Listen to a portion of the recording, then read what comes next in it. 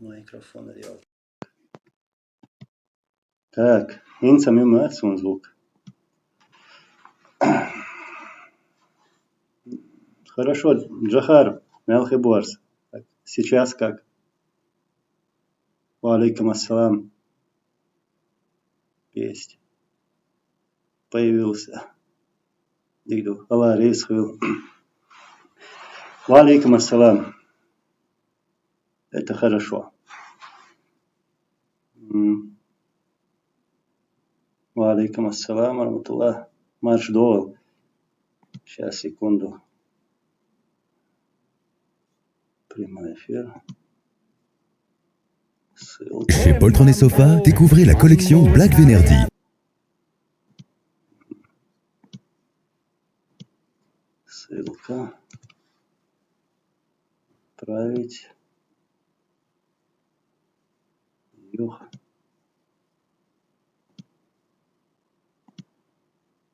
Отправлю ссылку в это на Facebook, чтобы люди оттуда тоже могли сюда зайти.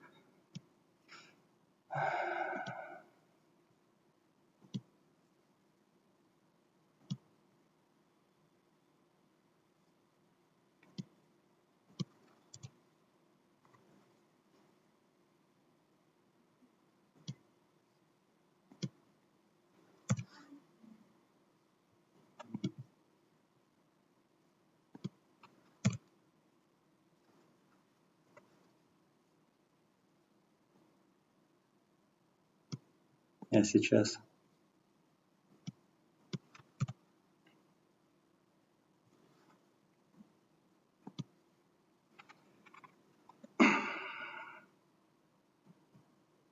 Qu'est-ce que ça ressort? Gott.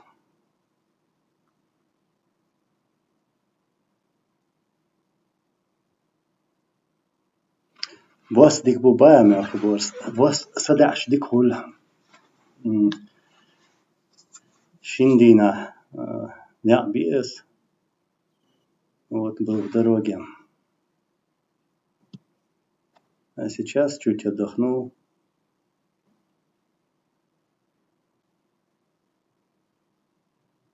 Кот бегемот. Иншаллах передам. Передам Белокиеву привет. То есть салам.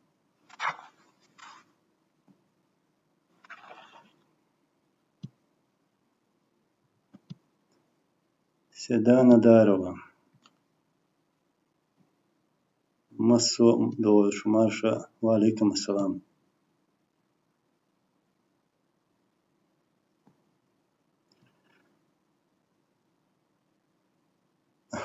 Аслан Истамулов. Гаш бабая. Вацер дер гаш. Машина авар со Дани он. Юх тигра Германия он. Юх Голландия он. Сига оушкет. Бельгия Сайнбой шарса оушкет. Инса Франция Париж вену. Париж ауса.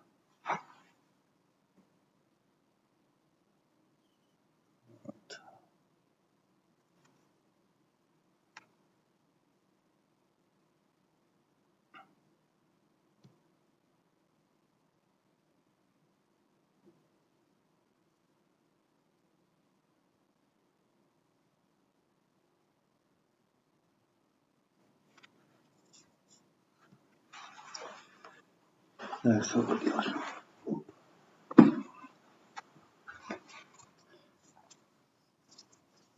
Так, ассаламу алейкум ва рахматуллахи ва баракату.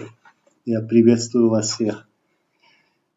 Шумар шадоил, шадерша, набежри ижри. Охчуах сумбой зашву, шу учуах гич хазахид. Вот. И на языке оккупантов, потому что мы все знаем его, этот язык. В общем, приветствую всех наших братьев и сестер, наших друзей. Это я опять со своим телефоном. Такой мем есть уже.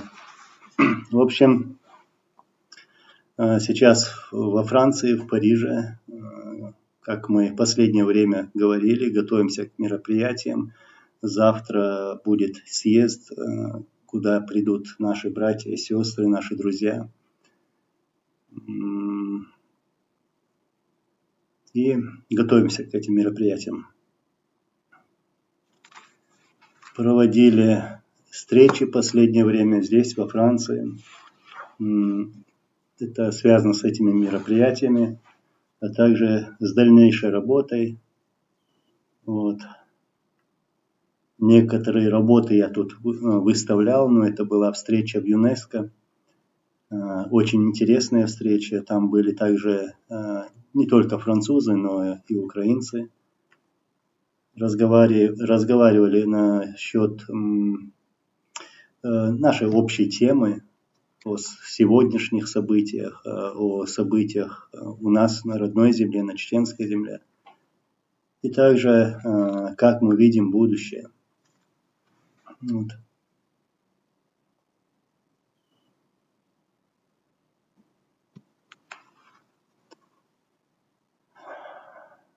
Ва алейкум ассалам.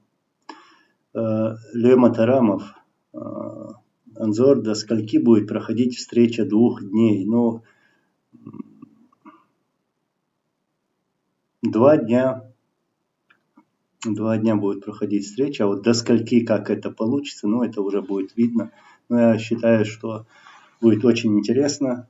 Мы подключили многих людей.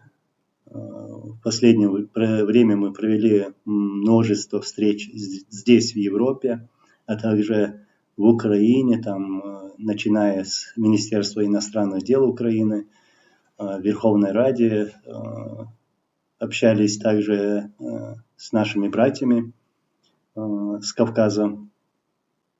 Вот. Пригласили их.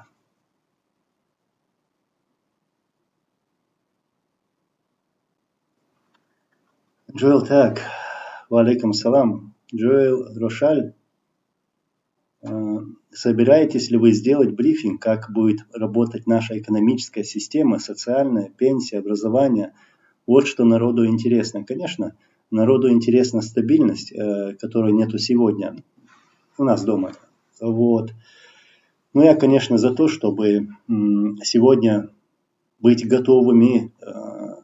Представьте вот ситуацию, ну, что мы едем домой, а что дальше, да, вот нас это интересует, вот эта стабильность. Насколько стабильно будет вот во всем, ну, это в плане безопасности, как ты пишешь, экономика, социальная сфера, вот, пенсия, образование, вот, медицина.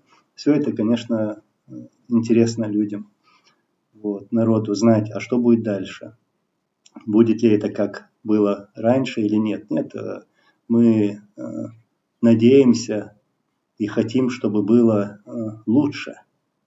Главное, конечно же, это чего мы хотим. Самое главное, самое первое, чтобы народ был свободен, чтобы у народа были гарантии безопасности.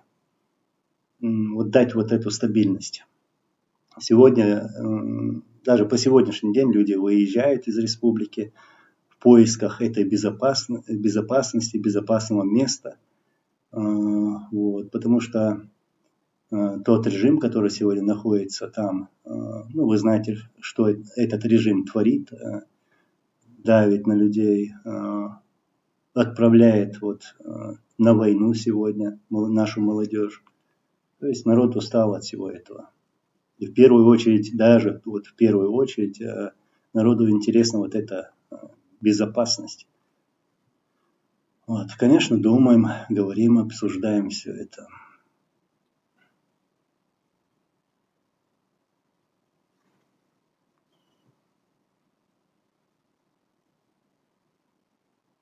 Валейкум ассалам.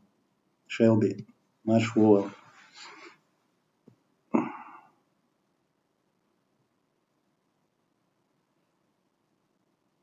Мелхиборс, очень хочется верить, что завтрашний день будет плодотворным для нашей общей борьбы. Очень надеемся, что завтра будет принято решение, которое станет судьбоносным по воле Всевышнего. Надеюсь.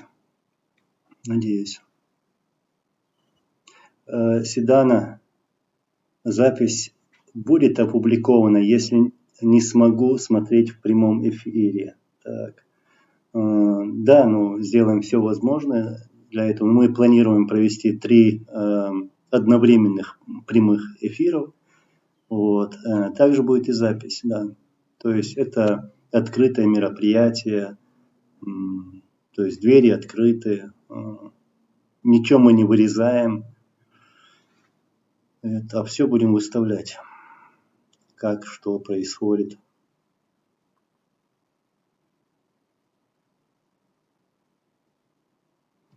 Джоэль Рошаль, да, ты интересные вопросы пишешь. Ты прав, да, ты пишешь, тогда говорите почаще об этой теме. Не в обиду, никому эти политические моменты, 60% никто не слушает. Безопасность, стабильность, работа и так далее. Конечно,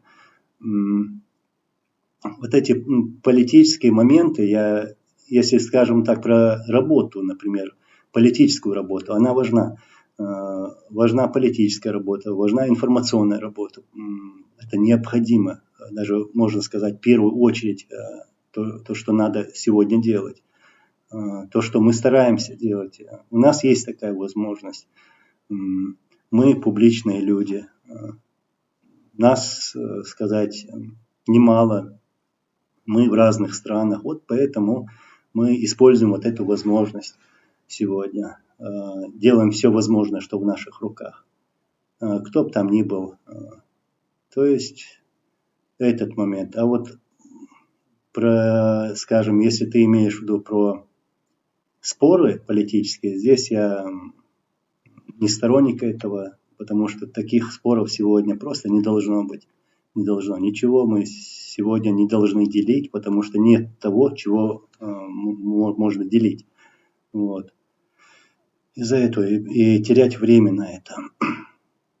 Должна проводиться эта политическая работа, информационная работа и готовить людей к тому дню, когда мы все вернемся, когда пройдет эта деоккупация. Не знаем, как она будет проходить, но надеюсь, без крови, без потерь. Но люди, конечно же, заинтересованы, как я сказал, в гарантиях безопасности и в стабильности.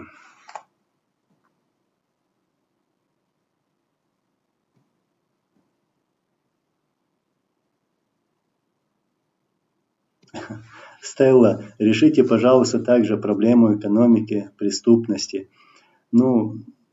Ты так пишешь сейчас, как будто я являюсь каким-то государственным чиновником. Нет, я таким сегодня не являюсь. Это будут делать те люди, которые будут во власти, когда мы вернемся, когда у нас будет власть, законная власть, избранная власть. Тогда уже они будут заниматься этими вопросами по экономике, по преступности, конечно же, и по всем другим вопросам.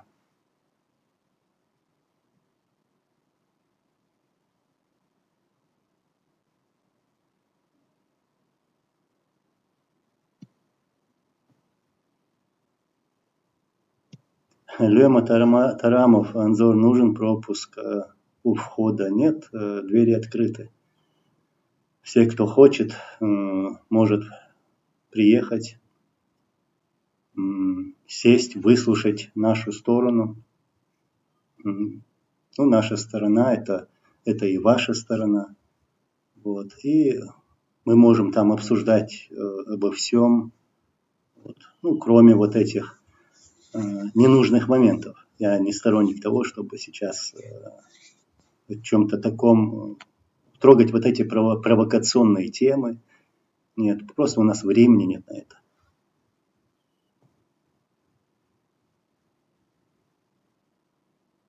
Свобода Кавказ, валейкум салам. Да, конечно, прямой эфир, но со своей стороны я постараюсь сделать так, чтобы все было качественно и так далее.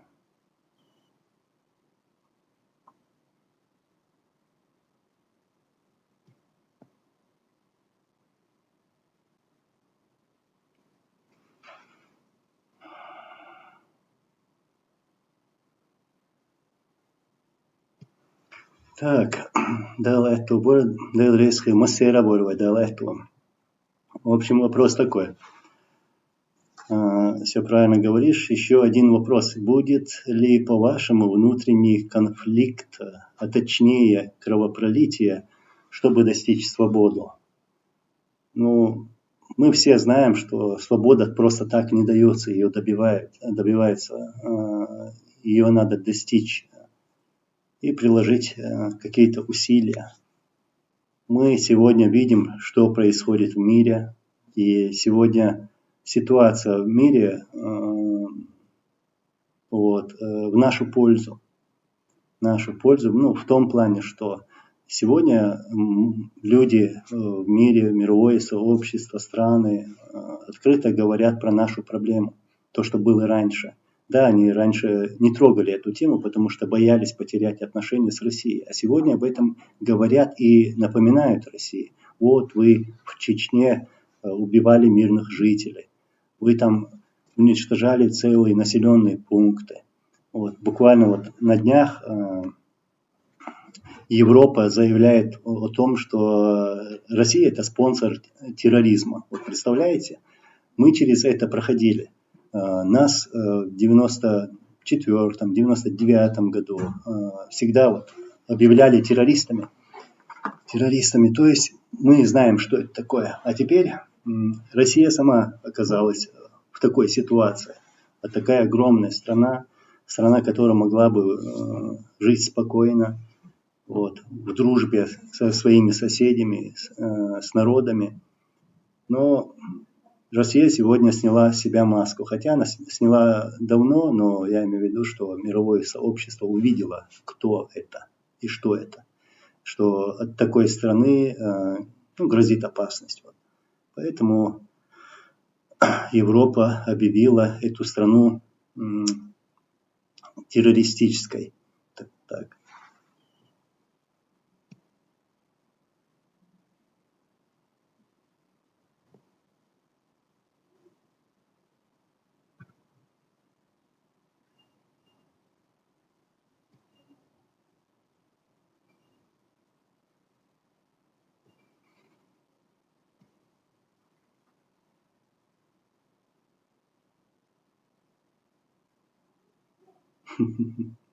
Валейкум ассалам, Мойша Натанович. На инаугурации нашего президента я не пускал тебя в Дом культуры без пропуска. Что-то я не помню этого.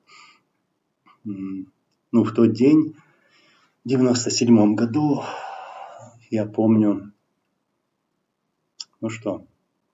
все я помню. Инаугурацию. Так что не надо писать то, что не было.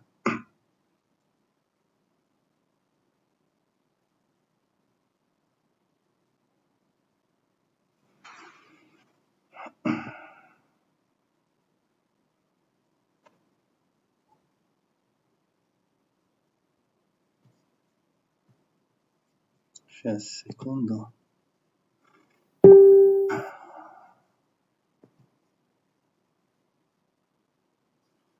Да, в общем, завтра под Парижем пройдет это мероприятие, съезд, и будет хорошо, что на этом съезде будут присутствовать много людей, вот, наши братья и сестры, так что приезжайте, выслушайте, будет интересно.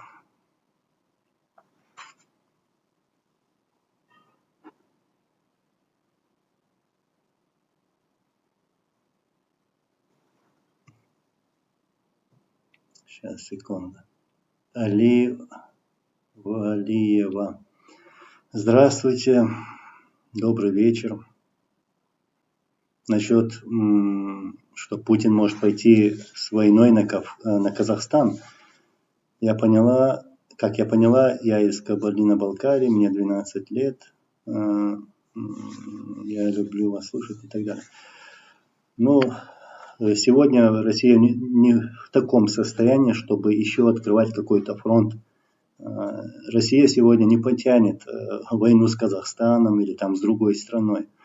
Она сегодня такая огромная страна, вот, хотя на самом деле слабая страна. Сегодня оказалась такая ситуация, что не может решить войну или вот конфликт. На самом деле это война крупномасштабная. То есть не может там добиться каких-либо успехов. И сейчас просто это крах России, это крах той армии, если ее можно назвать. Вот. То есть Россия и Путин сегодня показал, что они ничего не смогут сделать, что они слабые. Вот. Войны в Казахстане не будет.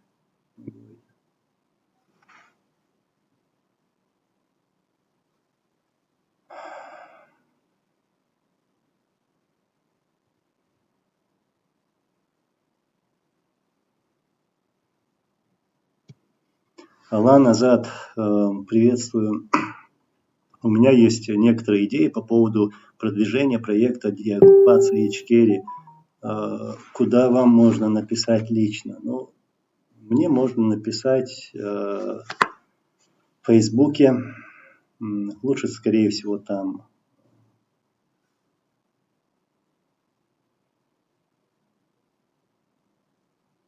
Да, на Фейсбуке. Вот, Мелхиборс, Дейлрейс. Меня можно найти там.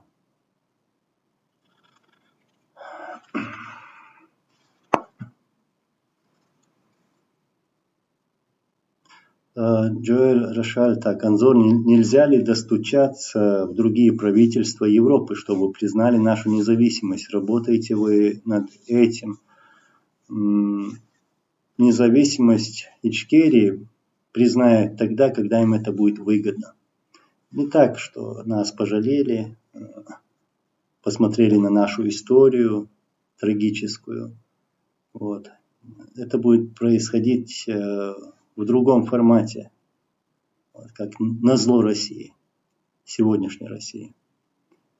И мы как раз к этому и идем. Вот буквально недавно Украина рассматривала вот этот проект о признании независимости Чеченской Республики Ичкерия. И сделали первый шаг. Это признание геноцида со стороны России и признание оккупации нашей чеченской земли.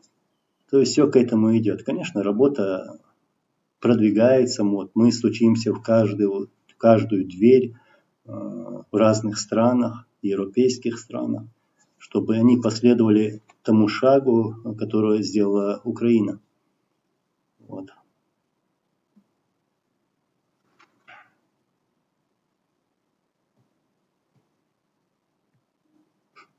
Алан Азат, как думаете, возможен ли распад России в 2023 году? Путин собирается восстанавливать СССР 2 к 2024 году. Нет, как говорили наши лидеры, которые погибли, воюя против русских оккупантов, вот, Путин добил эту страну. И распад уже начнется скоро. Начнется. Ну, когда это будет, конечно, мы не можем сказать, но ориентировочно год-два уже. Этот процесс уже. Потому что люди, с кем мы общались, готовы выступать. Это и Кавказские республики, и другие народы.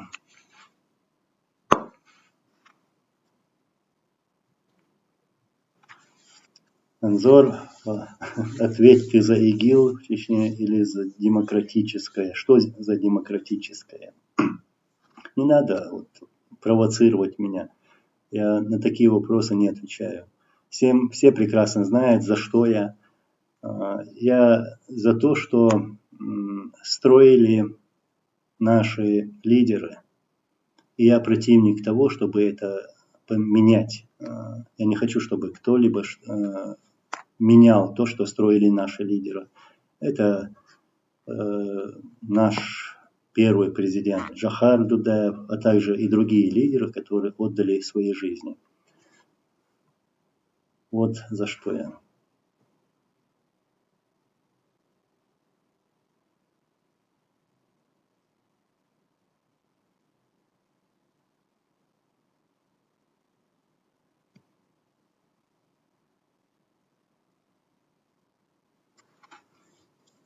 Насчет, так, Джоэль, у тебя интересные вопросы насчет, вернемся ли мы в 2024 году. Никто этого не знает. Не знаю я, не знает никто.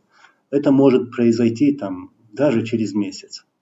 Вот по воле Всевышнего Аллаха это может произойти вот через неделю, например, через месяц. То есть все будет по воле Всевышнего Аллаха. Но мы, знаешь, вот должны быть готовы к тому, чтобы вернуться. А что будет потом? Вот когда мы вернемся, да, сегодня легко, мы здесь находимся, живем там под крышей, здесь стабильно, все нормально. Но что будет потом? Будем ли мы совершать те ошибки, которые совершили после Первой русско-чеченской войны? Вот о чем я думаю всегда. Нам надо избежать этого всего. То есть работать над этим, чтобы не допустить тех же ошибок, которые мы допустили тогда. Но это такие ошибки, что мы пошли на поводу российских спецслужб, которые готовились к второй войне. Вот. У нас появились там какие-то группировки, вот, которые не смогли встать рядом вместе и строить будущее, нашу республику. И русским это удалось. Ну и сегодня вот есть такая опасность, вы это сами прекрасно знаете, и сейчас, даже находясь на чужбине, нас делят. Есть такие же группировки, которые обзывают друг друга как-то в чем-то и заявляют о том, что вот якобы такие-то люди там работают на российские спецслужбы и так далее, вешают эти ярлыки. То есть идет полная дележка нашего общества. Хотя все должно было бы быть по-другому. Встать рядом вместе и работать во имя Аллаха, во благо чеченского народа. Вот о чем я думаю.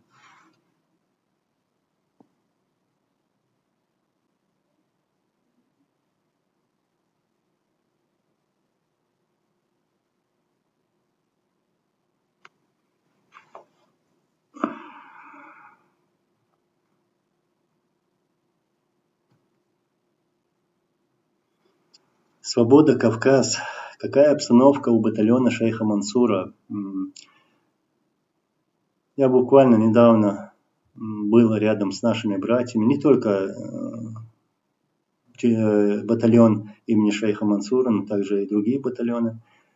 Вот, встречался со многими чеченцами в Украине.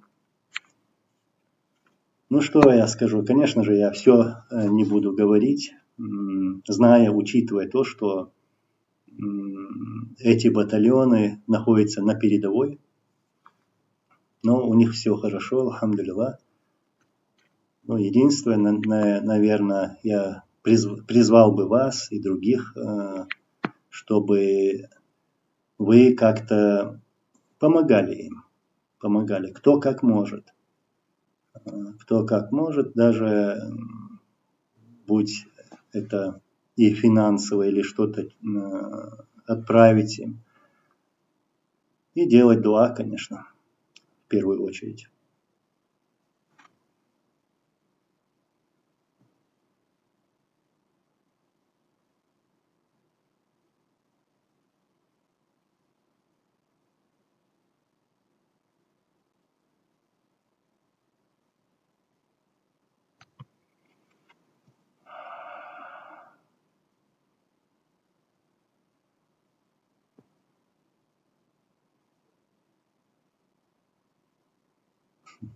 Ричард Хаман.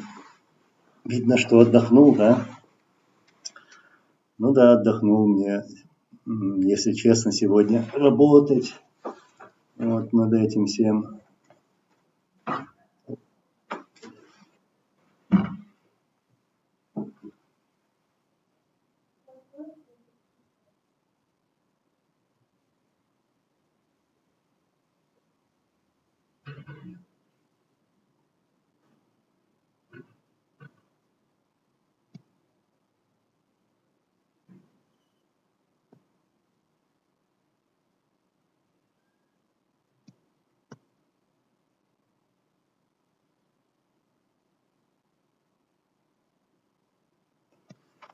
Ричард Хаман, ну, тот вопрос, где ты пишешь о примирении. Знаешь, я буквально недавно сделал видео, вы это видели, это было обращение. Я там говорил, что я не хочу участвовать в каких-то ссорах, конфликтах, не хочу участвовать в каких-то провокациях. Я вижу, что меня туда тянут. И у меня просто нету времени, чтобы быть участником всех вот таких процессов. Нету времени. Абсолютно. Ну и тот вопрос, где ты пишешь о примирении. Примирение, ну это то же самое. Я сказал свое мнение. Здесь примирение только может быть ради Аллаха. Ради Аллаха. Если определили какую-то встречу, то человек может пойти туда и высказать свое мнение. Мы такое предлагали всем.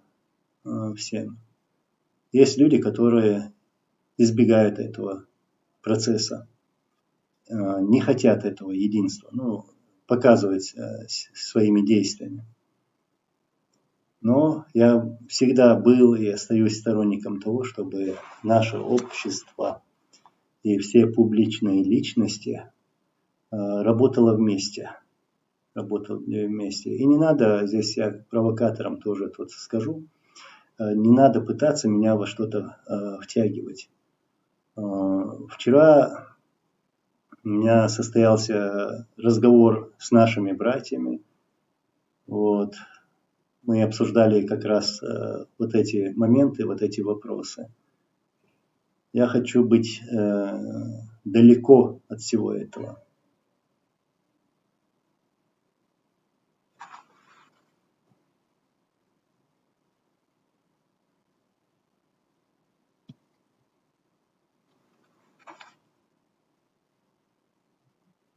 Флэш ТВ, сделать дуа, они за кого воюют, за мусульман. Но если бы ты сейчас ставил бы знаки препинания, мне было бы легче понять, о чем ты пишешь.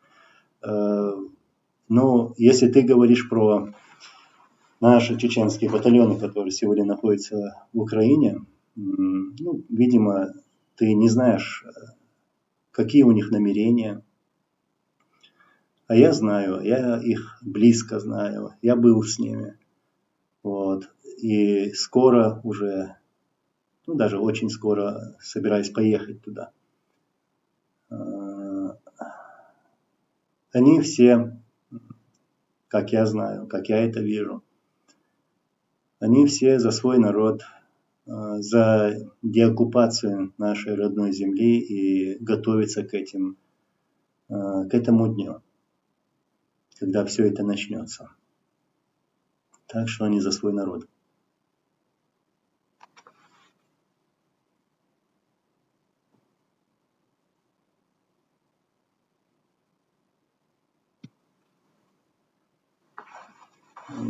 Джоэл Рошаль, батальон шейха Мансура, он как бы отдельный или он примкнет, когда надо будет ООНу?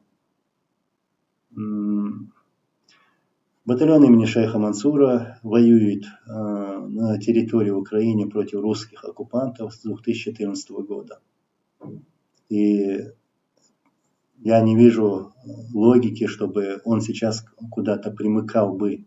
Я считаю, что было бы лучше, наверное, чтобы другие чеченцы, которые там находятся, вот, были бы в этом батальоне или в другом батальоне, который воюет с 2014 года и имеет огромный опыт. Вот.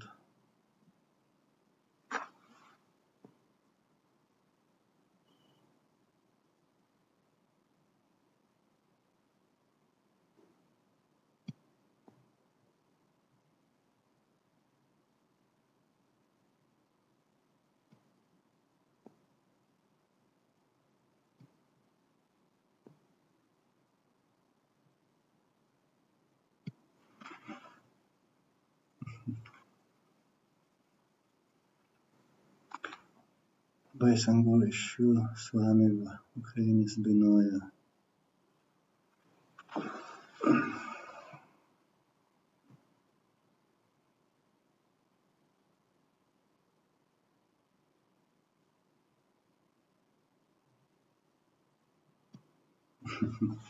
Мелхеборс, да. Херсон – это Украина. Крым – это Украина. Луганск – это Украина. Донецк – тоже Украина. И вся сегодняшняя оккупированная территория, оккупированная русской армией, это Украина.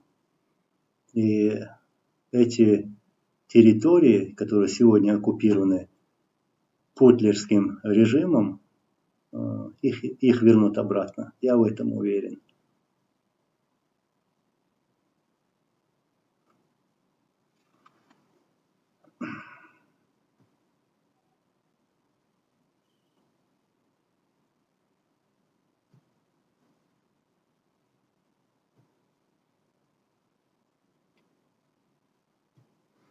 Седан Адарова, Муслим Чеберлоевский, умный, мужественный человек. Да, очень чистый, его намерения, мудрый и с огромным терпением. Это хороший человек, действительно.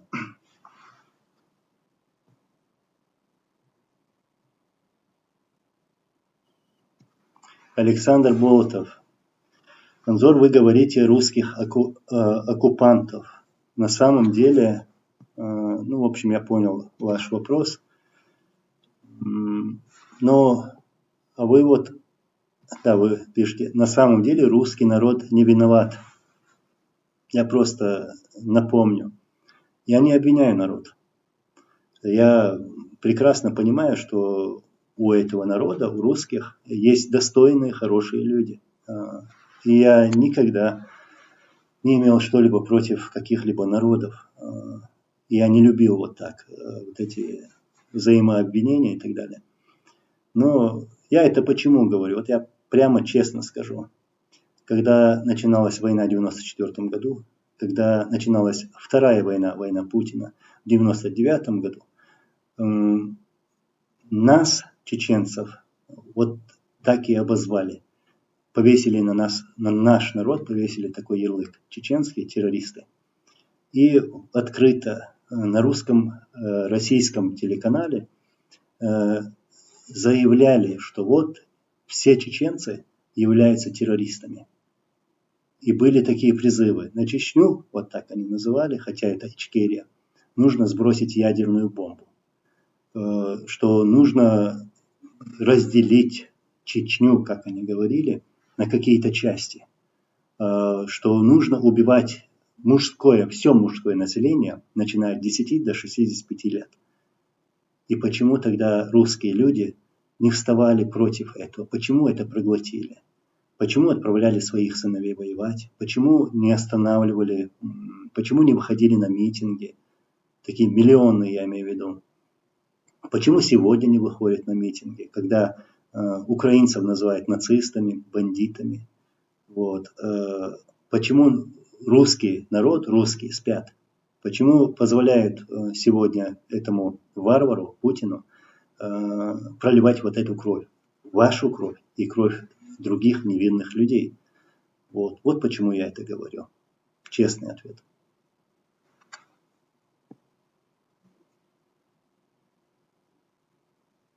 Ва алейкум ассалам ва рахматуллахи ва баракатух.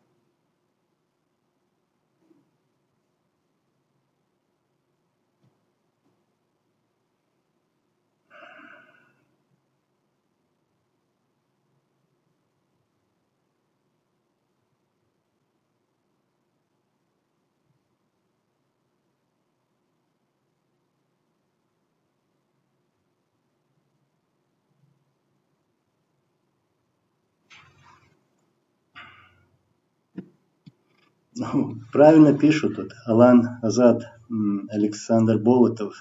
Свергните Путина. Сделайте это. Ради себя сделайте. Не ради нас, не ради кого-либо другого, а ради себя сделайте. Заживете. У вас будет свобода. И ваша страна будет процветать. Не будет никаких войн, не будет никаких конфликтов. Если туда, к власти, в Москве придет нормальный, адекватный человек. А не тот, который машет шашкой и угрожает всему миру.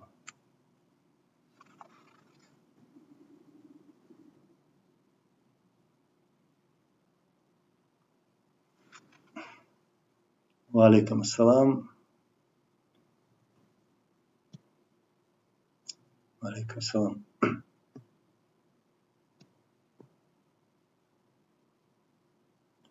Где же это сообщение сейчас?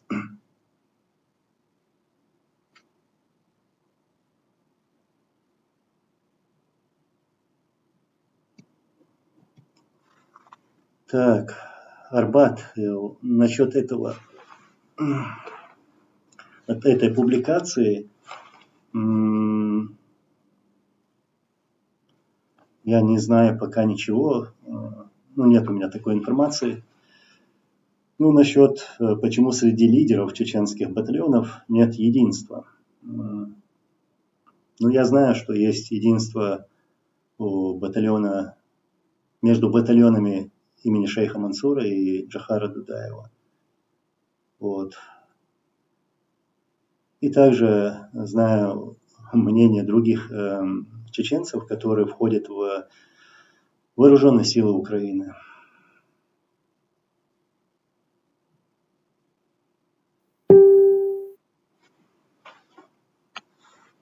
Так, сейчас, секунду.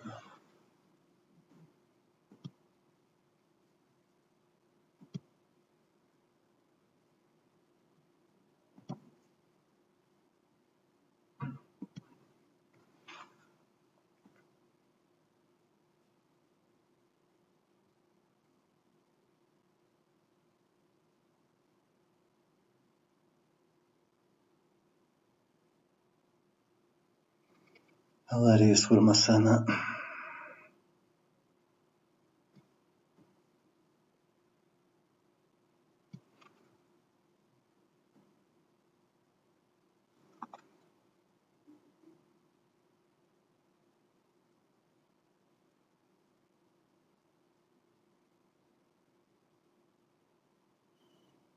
Так, Таиса. Анзор, я думаю, что завтра на съезд придут те, кто хочет объединения чеченского народа. Особенно там должны быть, кто так хотят власти, чтобы чеченцы смогли услышать позицию каждого. А потом что? А потом продолжения нет. Но сегодня здесь нет власти. Ну, я имею в виду, чтобы ее делить, понимаете? Власть будет дома. Когда она будет, я сейчас скажу, будет после деоккупации. Сейчас мы не должны думать об этом. Да, некоторые думают. Некоторые бегут за ней. Но сейчас мы должны думать только о деоккупации, о нашем внутреннем единстве. Мы должны выступить вот единым кулаком, вот такой силой, вот, и готовиться к тому дню, чтобы вернуться домой и уже без каких-либо ошибок, вот, к примеру, которые мы совершали раньше, строить нашу республику и дать народу то, что наш народ заслуживает. Да.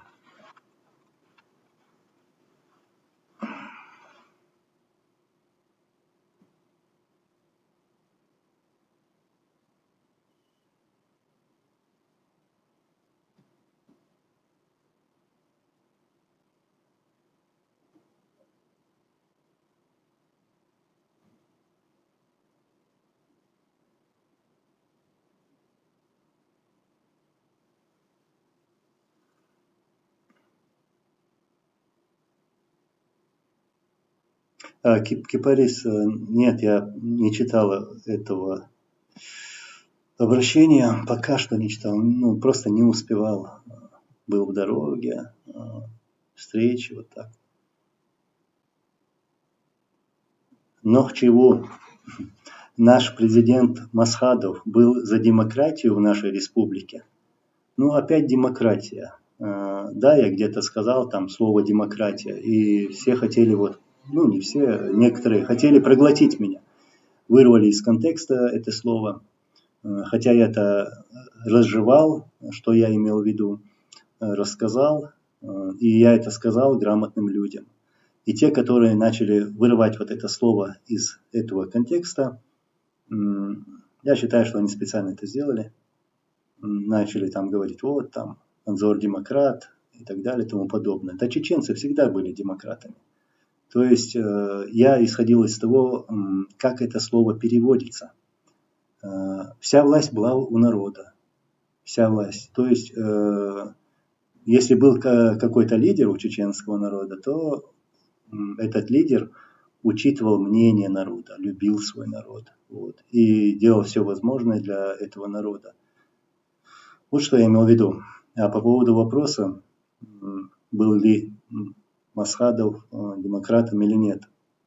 Он был чеченцем, да, в первую очередь он был мусульманином и чеченцем, патриотом своего народа. Как и другие наши лидеры, начиная от Джохара Дудаева, от шейха Мансура, вот, как все остальные лидеры. И хотели свое чеченское государство, как они всегда говорили. Конечно же, учитывая то, что наш народ, вот у нас в республике, что мы мусульмане, что наша вера это ислам. И, конечно же, относились хорошо к другим конфессиям и к другим народам.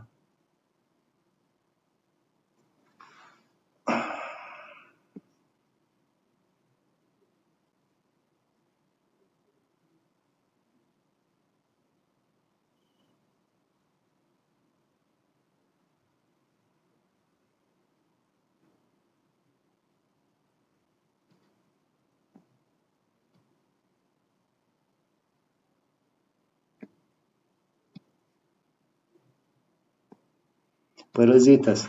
Да ты сам сказал, что ты демократ, причем здесь другие. Притом, я сказал, говорю и буду говорить. Вот. В том формате, в котором я сейчас сказал. Вот. А как вы это преподносите, как вы это поняли, нет, я это сказал грамотным людям. Если ты неграмотный, то я тут не виноват в этом.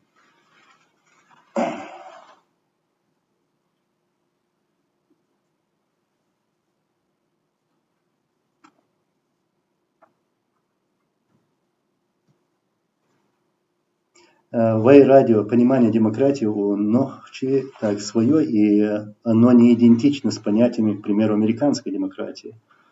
Ну, я же говорю, вот я исхожу из того, с перевода, вот так. Даже не про какие-то там ценности и так далее. Нет, у нас свои ценности, у нас свои мусульманские, чеченские ценности. Вот о чем я говорю.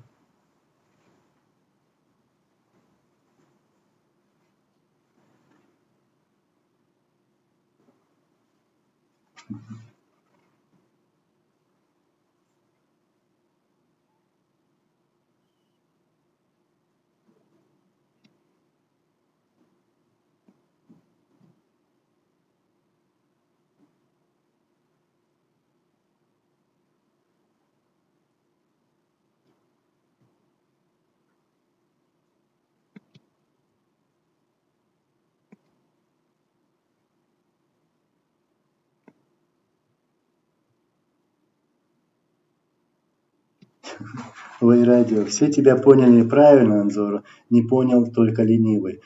Мы, как сказать, такие люди, провокаторы или люди, не понимающие, могут так вырывать из контекста слова, к чему-то придираться или что-то еще говорить, как бы критиковать, строго критиковать, да. У меня вчера состоялся такой неприятный разговор. Вот. Потом сегодня мы с братьями едем в машине, обсуждали как раз эту тему. Ну вот я и говорю, и они вот так поддержали вот это мнение, что если я ошибаюсь, то я ошибаюсь. Да, я могу ошибаться где-то. Также могут ошибаться и другие. Но ошибаются те, которые что-то делают или пытаются делать. Легко сидеть, ничего не делая, кого-то критиковать.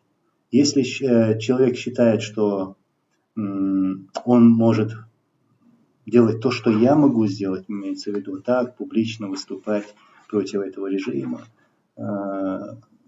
проводить какую-то работу, вот эти встречи, поездки, оставив все свое, то я свое место могу отдать любому человеку. Пожалуйста, полный вперед. Я буду его братом, помощником. Вот.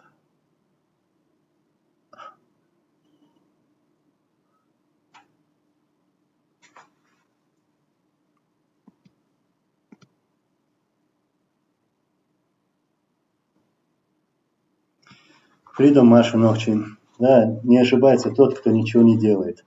Вот я говорю, пускай сами что-нибудь сделают, вот так публично, вот так ходят на встречи, проводят такие политическую работу и информационную работу. Пускай делают. Я лично не буду критиковать. Я, может быть, свяжусь с этим человеком, если он где-то совершит ошибку. Я просто могу дать вот такой братский совет. Скажу, там, извини, дорогой, вот так было бы лучше, например. А не так на публику вот, какой-то в унизительной форме критиковать. Вот, что-то такое в этом роде.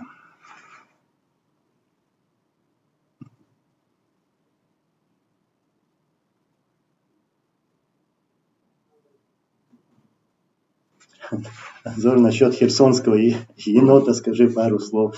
Ну, я недавно видел эти видео, где один стоит и и говорит, просит, чтобы его обменяли на этого херсонского енота. Вот, уже мемы такие пошли. Тумсо Закаев, ну, перестань, ну, не надо меня провоцировать, не надо меня вот так дергать. Надо.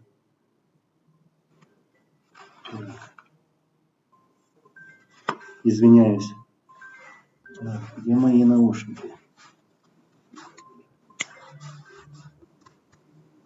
Сейчас, секунду. Это брат наш звонит. Алло. Дыка, алхамдулилла, тига худу. Аудеш, аулш моду. Сяна?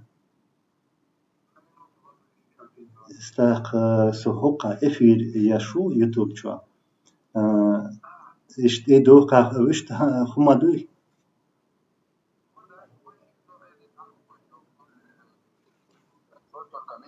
Собри, а на громкоговоритель хватуауна. Собри, на громкоговоритель хватино.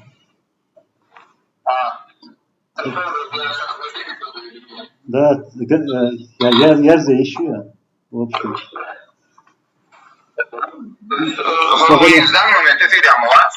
Собрела. Инц фагу суксан. Здорово. Звонит наш брат.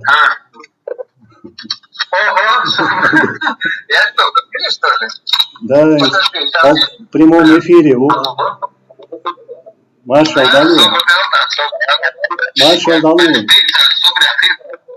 Сейчас еще один сюрприз будет. Сюрприз, да, готово?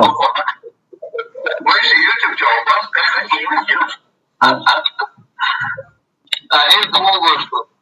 Инса. Второй. Валейкум ассалам вараматуллах. Абу Шук. Айле. Абдул Малик. YouTube channel, what's the name of the area? Tungush Muwarza. Дела, хочу албом усо. Канал чували хажало. Интересно. Дик дука. Дик дука. Шушвол махкавуй. Дикерду айле. Хо дин хазахиет. Связи вау, нога.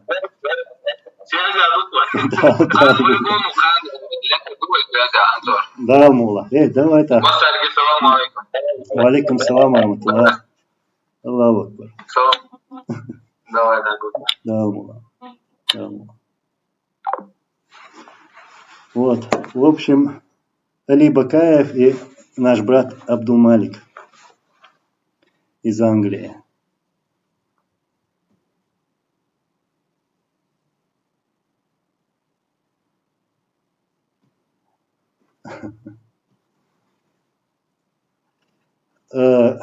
Тумсо Закаев, знаешь, у тебя даже, не скажу это, я не хочу, знаешь, вот эти темы сейчас обсуждать. Я буквально недавно открыто всем это сказал. Не хочу, не надо меня даже вот задавать такие вопросы. Не хочу об этом говорить, понимаешь?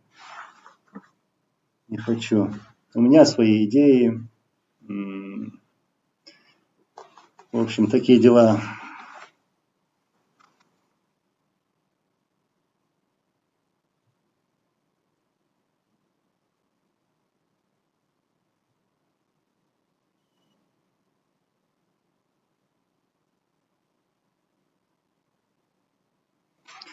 Так, Джахард, да, когда президент Ичкери был жив и отражал агрессию России, дагестанское оперативное направление сопротивления подчинялось напрямую ему.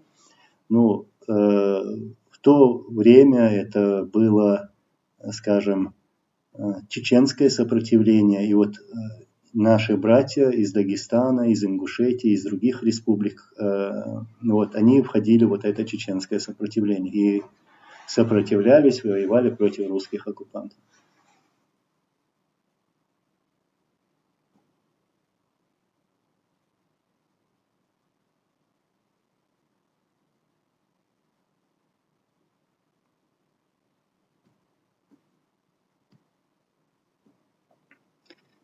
Так, и еще, который тут под ником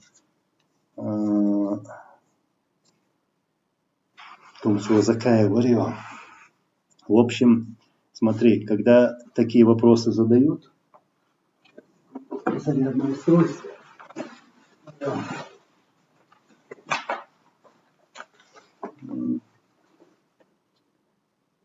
Когда такие вопросы задают, мне приходится на них отвечать, как бы, да. Вот. И тут появляются такие критики. Потом говорят, а почему ты назвал его имя, почему ты сказал это, другое. Вот я не хочу давать им такого повода. Вот буквально, когда это было, ну, вчера, позавчера, я был в эфире с Джамбулатом Сулеймановым, и Джамбулат сказал свое мнение.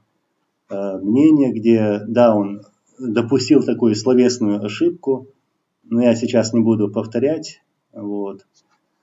И потом меня начали обсуждать, почему якобы я не высказался в адрес Джамбулата, там, почему я его открыто так в эфире не поправил и так далее. И начали меня тоже критиковать в этом. Но никто же не знает, какой разговор у нас состоялся после этого эфира. Ну, да, мы говорили, что и он сам это признавал, Джамбулат, что он неправильно высказался, неправильно слово подобрал и так далее. И даже вот после этого эфира он записал новое видео. Я не знаю, кажется, он выставил это видео. Да, действительно, ему не стоило вот это говорить, подходить вот так грубо, говорить такое грубое слово. Вот. Я имею в виду вот таких моментов, про эти моменты. Поэтому я хочу обходить острые темы. Ну, как всегда говорил, даже вот вопрос про Конституцию, да, вот сейчас в последнее время обсуждает Конституцию 92 года, 2002 года, как будто эти люди сейчас могут сесть и что-то там изменить, как будто у них есть какие-то на это права. Нет, Конституция и так далее, все это нужно обсуждать тогда, когда мы уже вернемся домой, когда у нас будет избранная народом власть, и когда эта власть может что-то изменить в этой Конституции, если что-то где-то не подходит. Потому что только власть это может сделать. Да.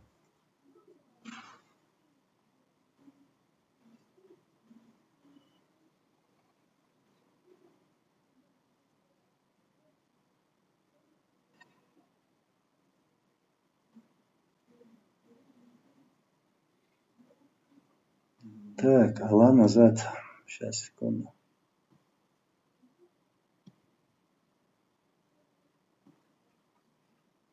Анзор, как думаете, возможен ли развал ОДКБ в скором времени?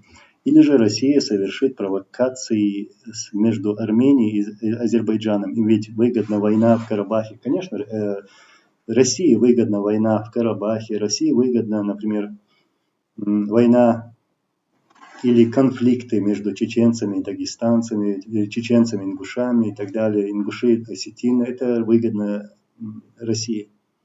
И они всегда, Россия была виновником этих конфликтов и этих войн, которые проходили на Кавказе.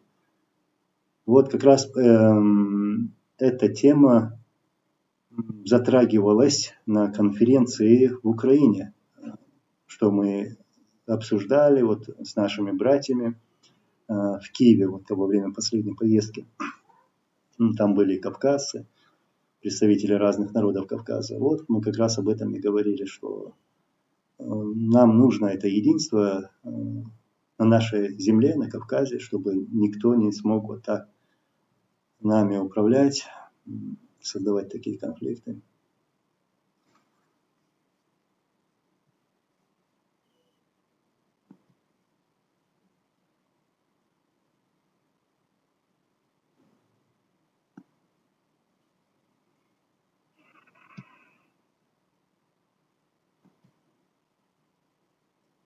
Нохчеву, ну насчет да, этого ника, его странного ника. Я тоже так подумал. Странный ник, да. Даже ник странный, не только то, что он пишет.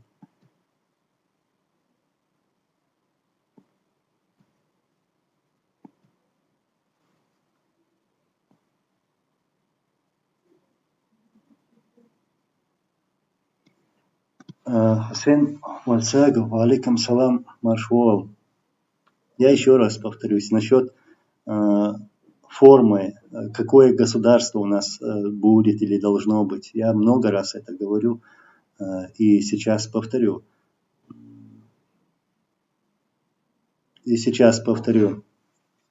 Что государство должно быть такое, какое каким хотели видеть наши лидеры, которые воевали против русских оккупантов. Джохар Дудаев, Зелимхан Яндарбиев, Аслан Масхатов, Абдулхалим Садулаев и все другие. Вот. То есть они хотели чеченское государство. А ты, паразит, Нохчи, он походу всех поддерживает. Ты такой цаулас ата. Цапейдя хумдия, хумшсалил ваш. Цапейдя хумдил дия.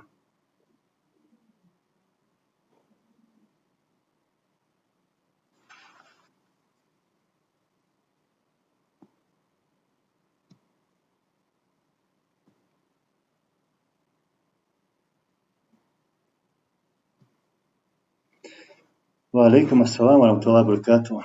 Вместе. Маш догел, хайши.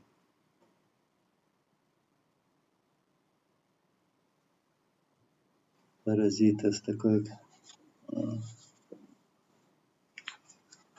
Алла назад, как Кавказ должен быть свободным от России. Когда Кавказ будет свободным, тогда и не будет у нас конфликтов вот, и войн.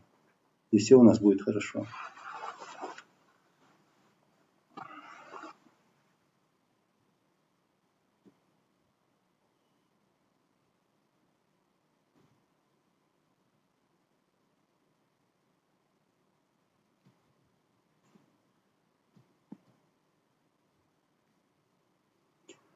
Да, и скорее всего, я сейчас скоро выскажу некоторые свои мысли. Ну, очень интересные, наверное. Мелхеборс, да, завтра будет эфир.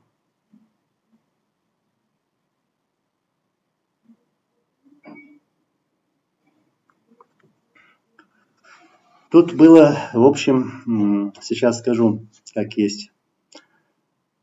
Как вы знаете, да, на самом деле я прямой человек, вот, открытый человек, но всегда вот стараюсь как-то обходить вот эти провокационные темы. Я не сторонник этого, чтобы поднимались такие темы. В общем, сейчас, как вы все знаете, завтра будет съезд в Париже, 25-26. Потом, зная это, объявляется новый съезд в Бельгии, в Антверпене 27 числа. И я вот буквально недавно в своем прошлом эфире высказался, что это было сделано специально, это было сделано против вот этого съезда, который будет проходить во Франции. Да, это мое мнение. И было бы хорошо, если бы те, которые организовывали или организовывают съезд 27 числа, 27 ноября в Бельгии, чтобы они пришли сюда, во Францию, и высказались бы на этом съезде. Например, я про это. И потом у меня такая мысль была. Буквально недавно, в последнее время, мы со своими знакомыми, с нашими братьями обсуждали этот вопрос, чтобы я поехал на этот съезд, на это мероприятие 27 ноября в Бельгию. Ну, потом еще появились такие люди, что начали меня критиковать, что нельзя туда ездить, там.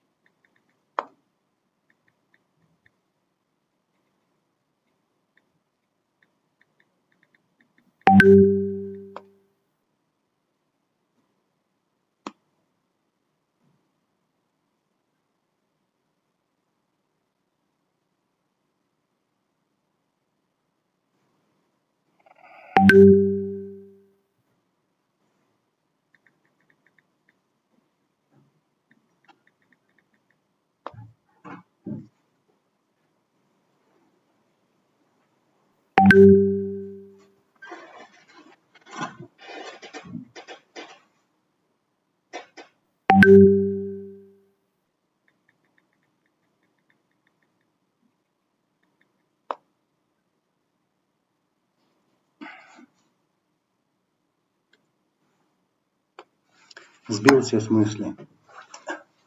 Сбили. В общем,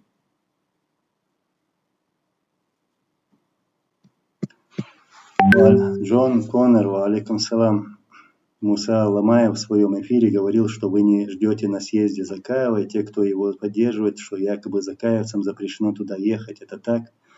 Зачем мне вот такой вопрос вообще задавать? Зачем мне сейчас тут говорить о Ламаеве, о других? Не надо мне тут такие провокационные вопросы писать.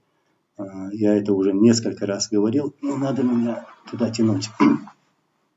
Если есть вопросы к этому Ламаеву или другому, то задавайте им эти вопросы.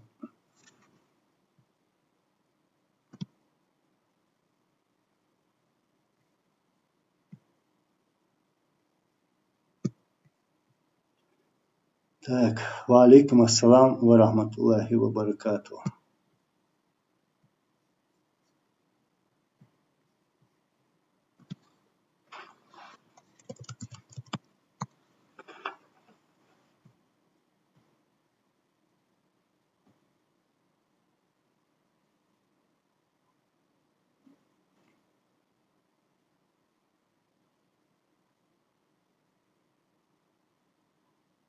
Мелхи Борс, вот ты говоришь, Зор, легко, конечно, сказать об этом, но ты не останавливайся и не обращай внимания на нужных людей. Ну, очень сильно стараюсь, потому что появляются такие критики, которые сами ничего не делают и боятся даже что-то сделать. Им легко, вот, можно сказать, сидя на диване, критиковать кого-то. Вот.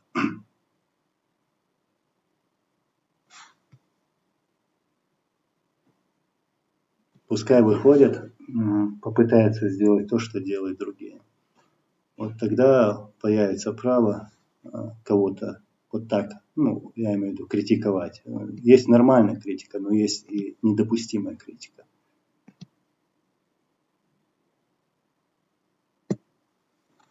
Паразитас, о чем меня можно спрашивать, хотел бы знать, да? Я тебе открыто говорю.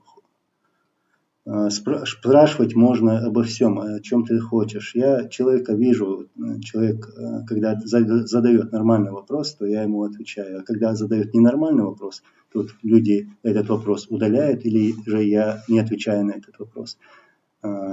Если хочешь что-то услышать, давай спрашивай о чем-нибудь.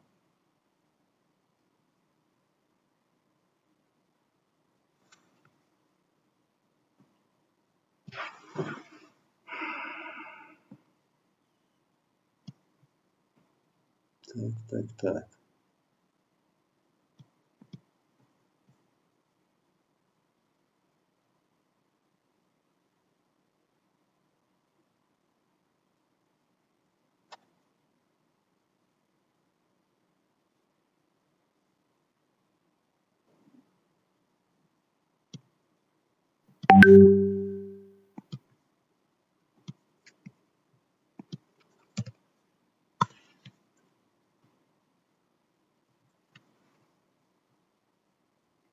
Так, Стамбул ждет меня. Ждет. Стамбул, да.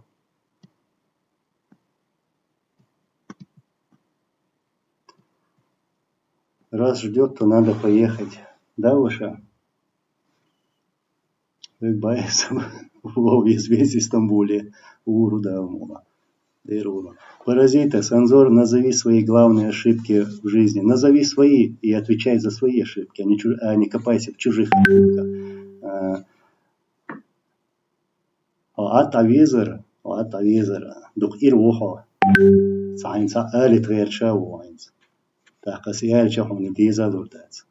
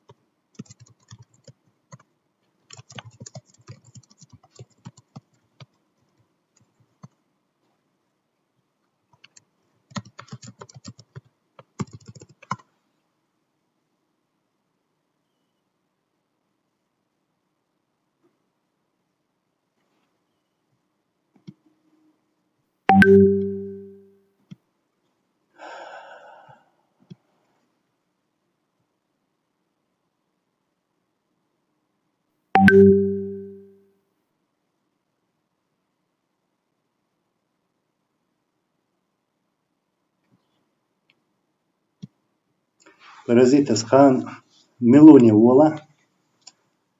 Хаттарди Хугейна Аша Вацер.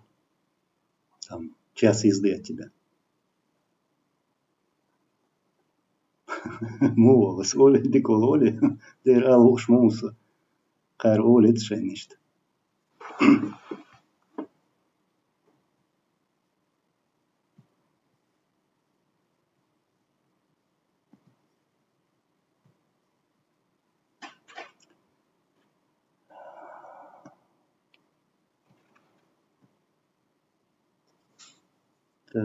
Так.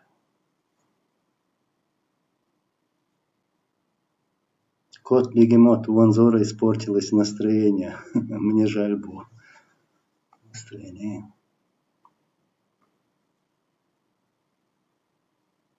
Что настроение говорю? Кубар. Агаш салави швеги. Агаш салави швег, аж савору.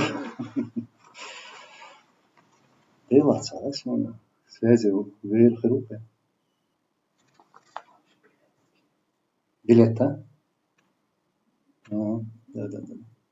Плюет рерцем, сейчас акача.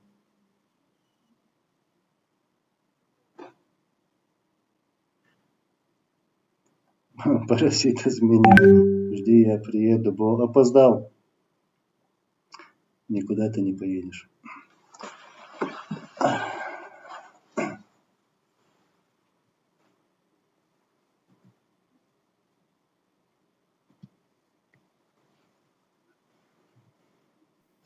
Я еду в Бельгию, бо.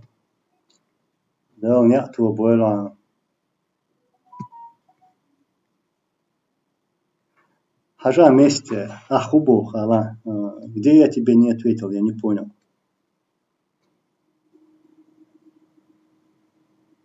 Не ответил, то. Дэр ответил на все. Паразит асхалга Бельгия و حين لوچي و اسين حلالير افير شو على Шу мерш на до шейн лучше до иш душу съезд вокаю шубоко yok мечадо канинс кузахулшу садур вахуш ладух шейн хитек ал так кечарига ладух так юх кузар дөлче тига о шейн ла шубоко маю тигу вор я кузвар бо имаца бо эсве хо парижахелч окан мелоне вох он гена дац тиг савул ханца хум хазла камел дала камел да ищу ан хит что хаттер да ищу и бог посует.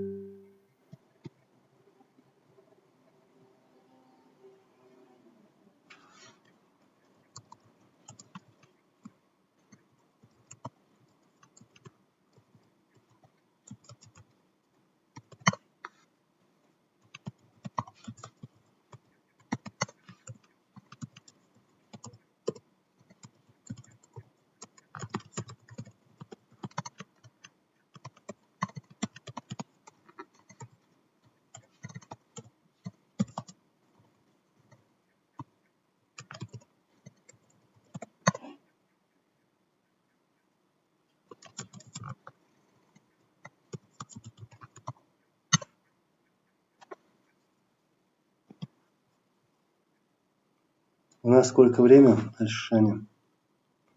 У нас 22:30.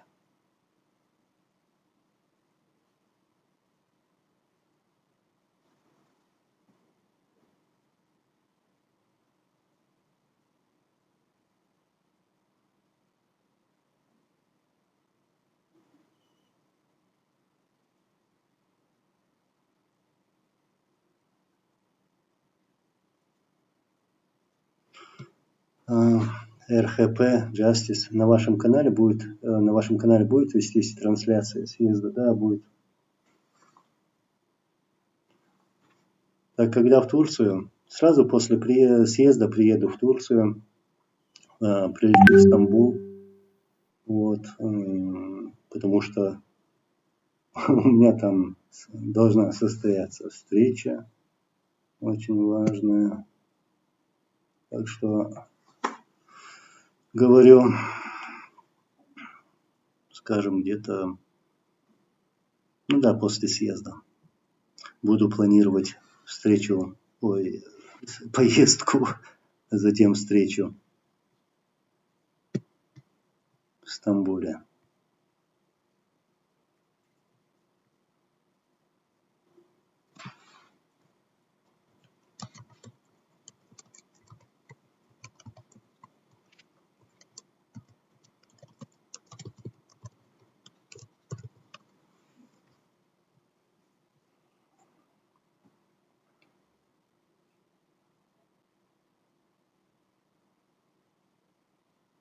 Так.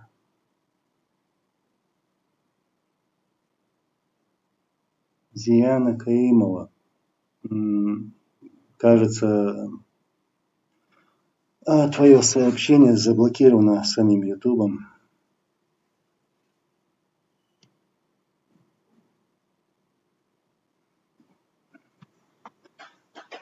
Насчет Абарк Фел, он Норвегии романс. Валейкум ассалам. Мадас, тут уже удалили твое сообщение, но ты спрашиваешь, нохчи матай досы. Анзор Ахмадар бин Гулами Урвихо. Онла нохчи матай досы. Онла верси матай досы. Нохчи матай, дин харчас нохчи матай. Совол дагахвар. Совол дагахвар. Так, касинц уэйли нацац передач Гиннессон. Over Prague был цер канал ю. Раски букуш. Цер цаин тяри ца передачу. Чоцах хыздо чумшты сега. Ца намеками камил штеш. Цундера ца сей уэйлайна урвацара.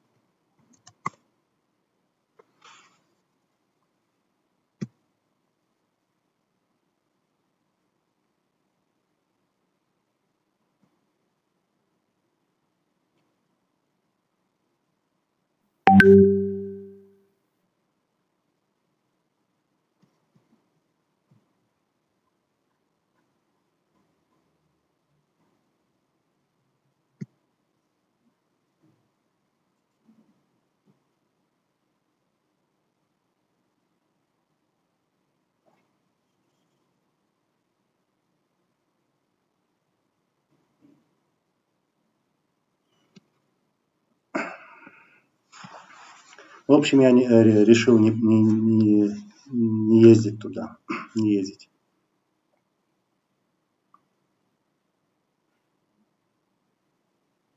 Но что я хотел сказать? Я это сделал по-другому. Туда, в Бельгию, поедет моя мать. Моя мать поедет не для присутствия на этом съезде, а для того, чтобы те люди, которые про нее писали, такие комментарии, вот, когда осуждали мою мать, чтобы они посмотрели ей в глаза. Поэтому не для рекламы тех организаторов, которые там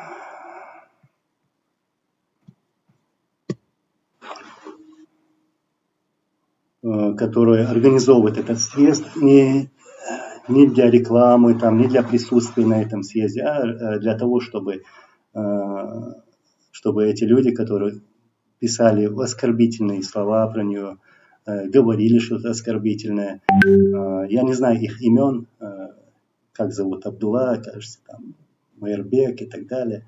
Говорили, что да,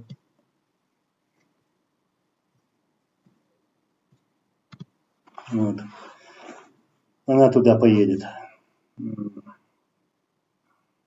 И я прошу всех их, чтобы не фотографировали с ней, чтобы не выставляли потом, чтобы не делали какую-то рекламу на этом. Вот. И хочу, чтобы высказались.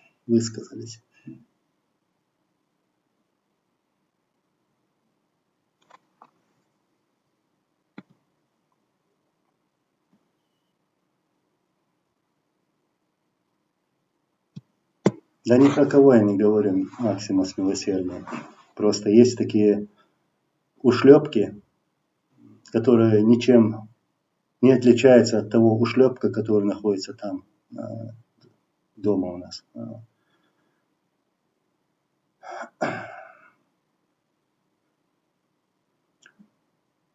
Ну, вот эти люди, которые высказывались в адрес моей матери, в адрес того человека, убитого человека, которого я сегодня не могу никак похоронить, я говорю про отца. И эти люди, которые вот в оскорбительной форме вот это все писали здесь, говорили в оскорбительной форме на публику. В общем, я про них говорил.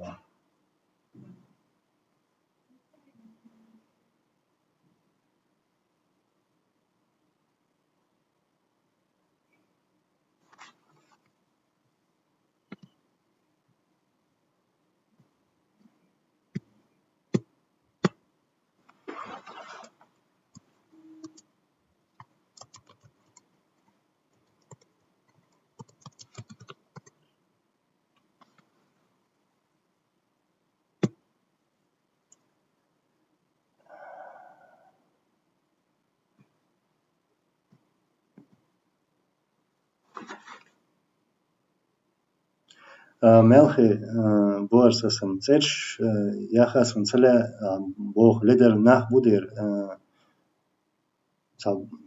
bokke nach wol wokte gol sun saitja kanbel nach buma sunash erdīs işte sarı kıyşarlıçı.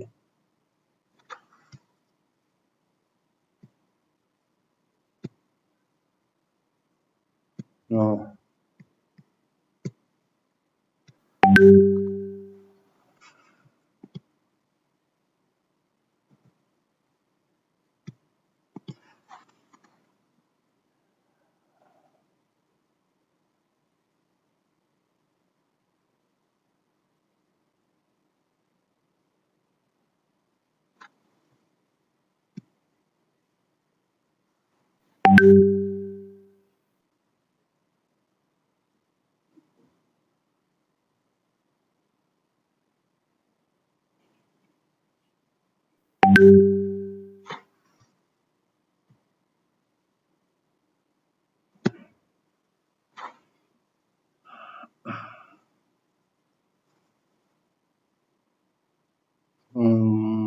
Сообщением связан. Сообщением связан. А? Слышь.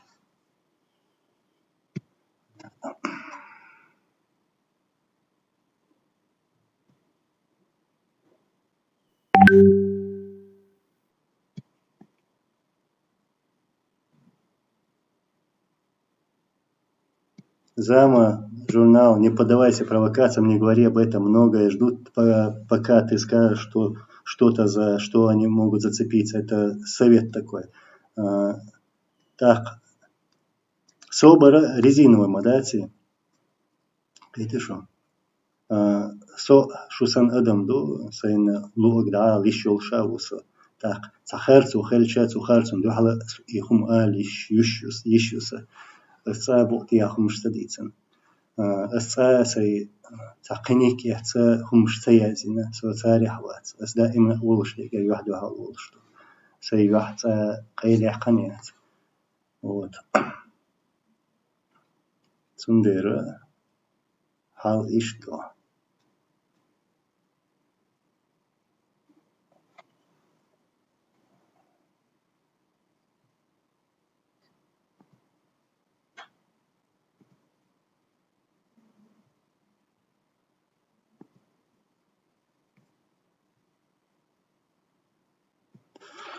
İşte da işte oylar kısaca vok oylar yer Brüksel'e vok Brüksel'e koy Belgiya vok oylar yer sat nachse işte vejerste da gaver son yuh işte oyl xelik kısaca tsavok tsatsumus lile ni ha jumbulat tsvoy ha itin tsvoy boş kamilish ni ha tam lilo şuy ins mesela işte terşiyor جنبولات ليلة شوي там autonomsos ليلة شو عزكاس ليلة شو بوش ترشيو شو وات سو فرحت هذا مدوس يميني وش تتعامل ليلة وشوات так что цена хумца была свеща дигна угар дигна шву купуху швей вот и что но эсэлэга инсмалера цик Антверпене улюш нанюса Сесяне очу эллишит. Вот. Ни для присутствия, ни для галочки, что из ЕНЛ, цуну ца рекламе, цуну улех выхитен сюльшдахи, вот нах баэсом, из лин был нах буй. Анзор Кадыров сватайна и ласка спецслужб from Болбеш убош. И камилш нах буй буйцас, цуйла буйш, цигахир болша буйш. İşte. Sun belki şu havsa yahyeter lüt işsanız. İşte это кос. А так, выезжашка бахас. О, шеймучи, о, мирухчи, съезде, о, яшхельчи, о, ладу, митинге, о, шуба ой, шейму гала ищу шо.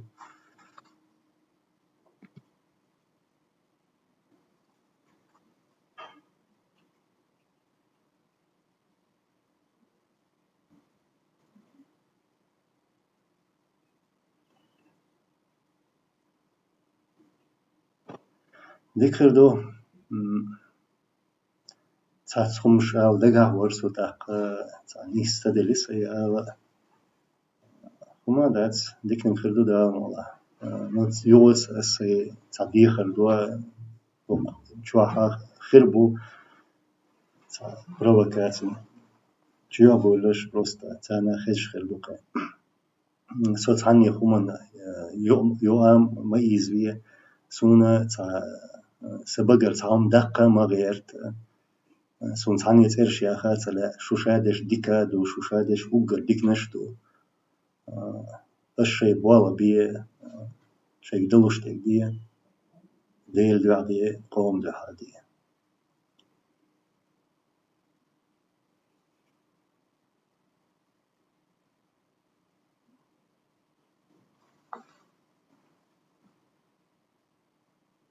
Зама, журнал, конечно, я имею в виду не здесь об этом или, может быть, не часто, а насчет того, что ты такой же, как все, я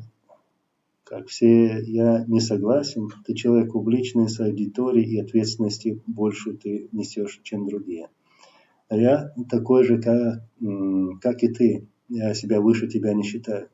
В Вайца, думаю, одинаково. Таким создан нас Всевышний Аллах. Но человек публичный, аудитория и так далее. Да, я сегодня это делаю, я смею это делать. Вот. И про свою ответственность тоже я знаю. И ты тоже прекрасно понимаешь, что у меня есть то терпение, которое есть у меня. Оно у меня есть, потому что приходится терпеть некоторые моменты. Я много чего не говорю, потому что не хочу вот быть участником всей этой фитной дележки. Мне это не интересно на самом деле. Я ни зачем не бегаю, ни за властью или ни за чем-либо другим. Я просто делаю то, что я могу делать. Мой долг как мусульманин, как чеченец.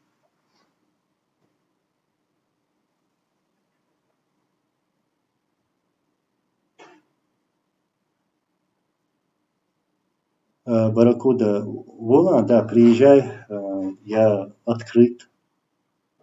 Даже я могу к тебе приехать. Ни от кого не прячусь, не бегаю. Вот, мои двери открыты. И если ты завтра приедешь, мы можем встретиться, поговорить там же.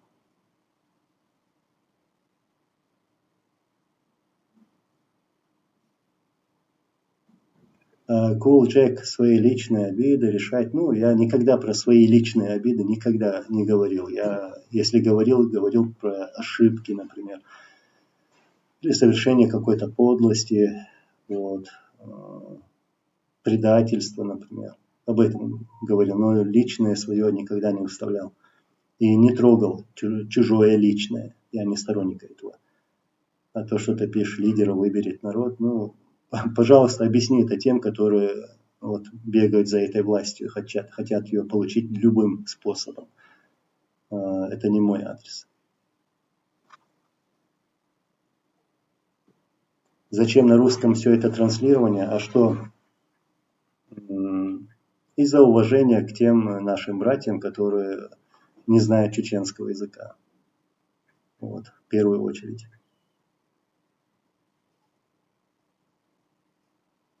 Мелхи Борс, Ватигвеч, Дикам Хердер, Хазахи Тердер. Дикхерду я сейчас приостанавливаю эфир. Было приятно читать ваши комментарии, вопросы.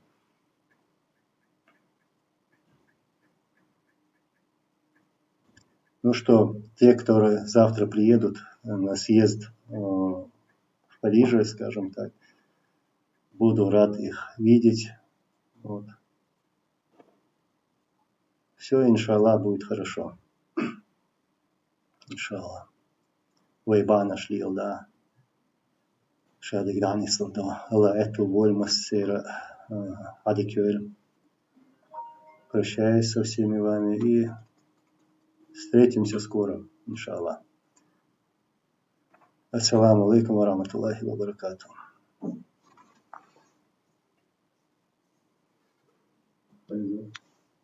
Saya şu, Dadvit ve Sayıcı.